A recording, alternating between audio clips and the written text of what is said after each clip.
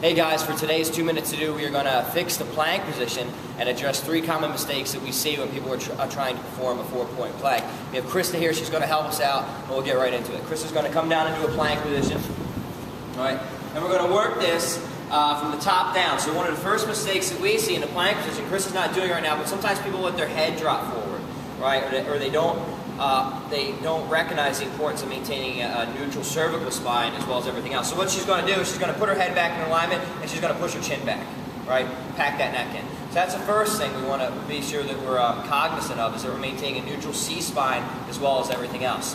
Working our way down to arm position, at times a lot of people don't realize good shoulder mechanics and lat engagement is very important in a plank. So Chris is pretty good right now, but what I'd like to see is to see her externally rotate the shoulders a little bit more. So what she's going to do here, a little drill you can do with your partner, is I'm going to try and force her into internal rotation. She's going to fight me on it. So I'm trying to twist her crook of her elbow inward, and she's going to fight me on that, right? So she's going to try and twist the crook of her elbow out, and I'm pushing her inward. Just going to engage her lats, get those external rotators firing. Same thing here. I'm going to try and push her in. She's going to fire out.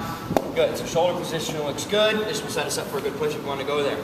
Working our way down to the lumbar. She's pretty neutral right now. I'd even like to see it up a little bit more, right? Two common mistakes here is sometimes people tend to sag a little bit too much, or sometimes they tend to be in too much flexion, right? The goal of a plank is a completely neutral spine. So we want her completely neutral from crown to coccyx, right? If I were to place a stick on Chris's back, it should touch 3 points. The crown of her head, her T-spine, and her sacrum, or her tailbone, right? So once we have a good plank setup from here, we want to work on generating tension. So she's going to squeeze her quads here. She's going to squeeze her glutes. If you have a partner, you can have them rough you up a little bit, a little tough love, right? Some taps here, make sure everything's tight, right?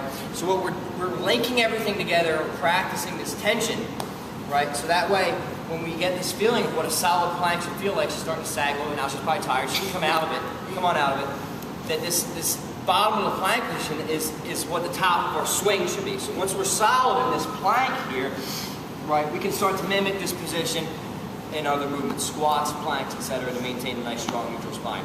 So those are 3 things we want you to work on this week. Give it a go and let us know how it works out for you.